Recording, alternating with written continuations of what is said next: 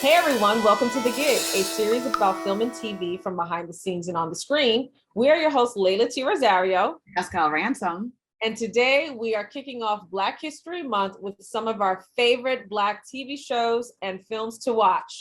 Woo! Yes. And let's start with one of my new favorites. It's only had a few episodes. It's new out this season. It's Abbot Elementary with Keita Bronson from a Black lady sketch comedy show. There have been 3 presidents since this one. Here's where I taped in the others.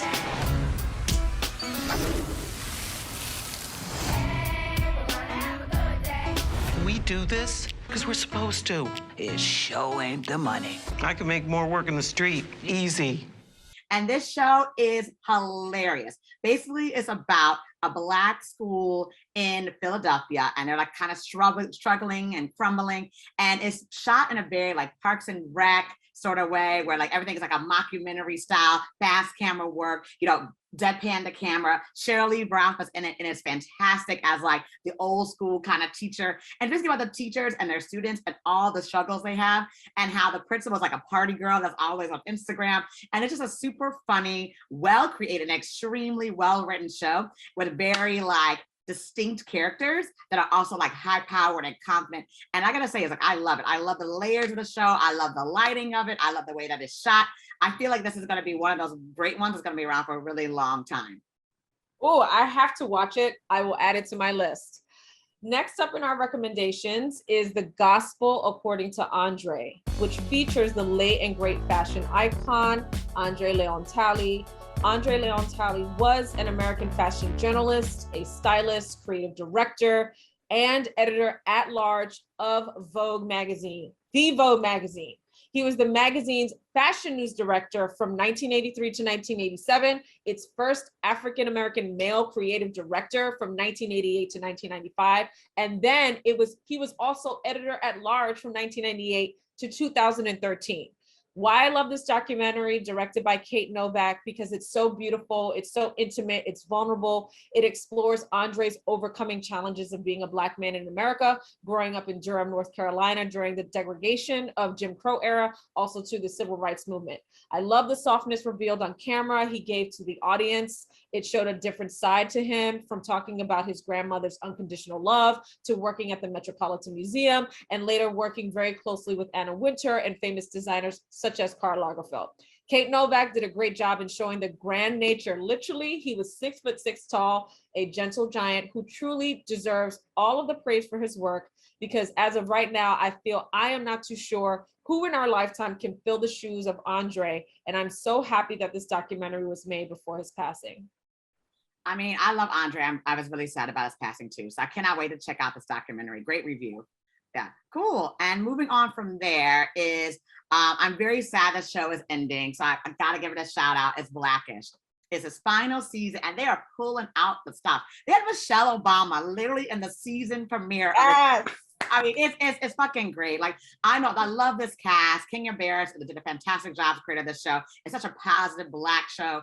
I'm really sad it's ending. I wish I could go on for like 10 more seasons, but I get it. The cast has to move on. The writers move on. Everyone's like has new projects coming out. And I'll say is like, I just want to give a shout out to one of my favorite shows.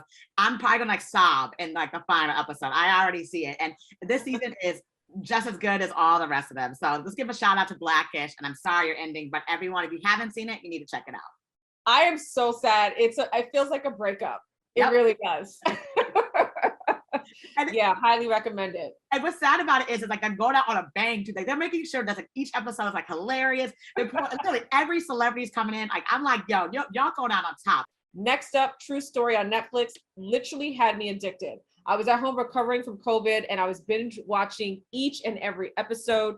This series stars some really high profile people. We have Kevin Hart, we have Wesley Snipes, talk about a wonderful comeback. We have Tawny Newsome, we have Paul Adelstein, and can I tell you, to me, the star of the show was supporting actor Wesley Snipes. Spoiler alert, for those who haven't seen this series yet, really and truly, what are you waiting for? Because it is binge worthy. This murder mystery is about Kevin Hart, in which he kind of plays himself, and it's built in a more, I want to say, dramatized series of a role for him. What's the problem? What's the fucking problem? We got a situation. situation.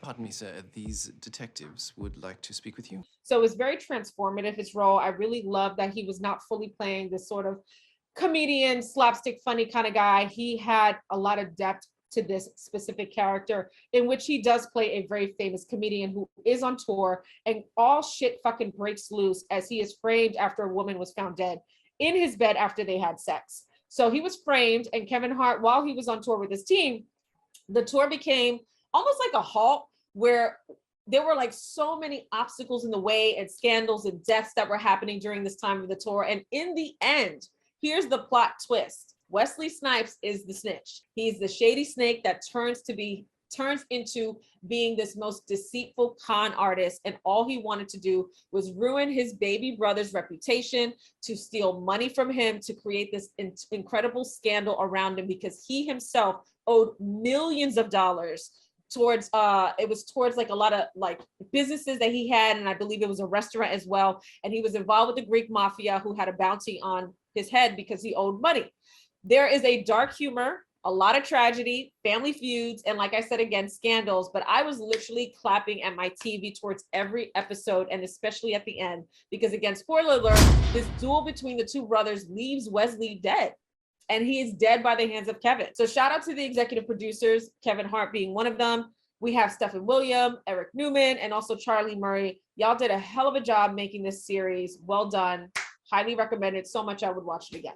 Oh yeah, I loved it too. I thought it was really good. I love that Kevin finally played a serious character. I know let me check that back. He has played serious before, but I liked this character because it was kind of like true story. It's like he's a comedian and like a little bit of like a murder mystery. I don't think he's ever done anything like that before, and I definitely enjoyed. The acting was great. The plot lines were flowing. Like you didn't know what was going to happen next.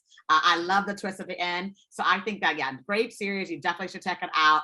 Kevin needs to do more roles like this. I was really, really impressed and happy with it. And Wesley Snipes did a fantastic job. I love that he's coming back now. So definitely a must see in my book.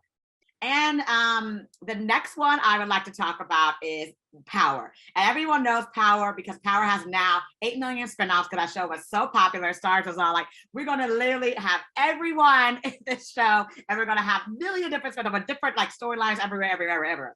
And why I recommend it, because like nowadays, because I watched book 2, that's like one spinoff, which is about the son of one drug dealer from Power. There's too many plot lines for me to even try to explain it, but if you watch it, you understand what I'm saying. And then that one's been great because like that one has Mary J. Blige, who's been killing it, by the way.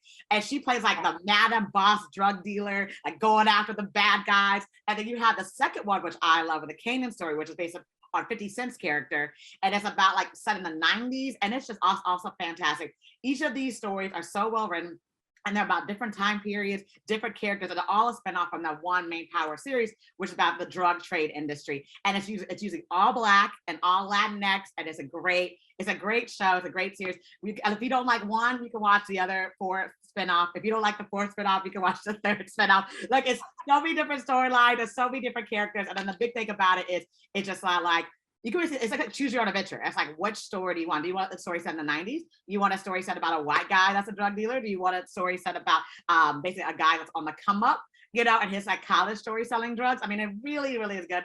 I'm a big fan of the Power series. I will continue to watch all 8 of them. Yeah, I'm hooked on the latest season. It is incredible. Mary J. Blige, shout out to your wardrobe styling department. Y'all are giving me some looks that are killing it on camera. Mary, you are looking fabulous, honey. Just applaud to you and your wardrobe department. Oh no, she's giving, and I love it too, because I'm like, girl, she played a boss bitch. Like, she's boss. running the entire drug trade. It is trade awesome. And having her kids, like putting her kids in check. This ain't no negotiation. Do we have an understanding? And lying to her kids and having them do the work for her. I'm into it. Lying to her husband too, and then her baby daddy. I mean, all that. It's so good, guys. You guys gotta watch the Power. And I said, there's so many different. That one, book 2 is like one of my favorite. And I love that they're in school and they have like the teachers having affairs. Like even if you don't like the drug trade industry, they have like affairs and they have like all this other aspects coming in. Guys, the whole Power series, you should definitely check it out if you haven't already. I agree. We're going to close out this episode, and thank you for tuning in for us talking about our favorite TV shows and movies that have Black leads and Black characters and our pro-Black shows. So if you have any recos, please send them to us. We also also, if you have questions about any show or movie we recommended, we're happy to give you our, more detailed review, even down to which episodes to watch if needed. So just let us know. Just let us know. Happy Black History Month. Send us your recommendations. Drop it in the comments. Peace.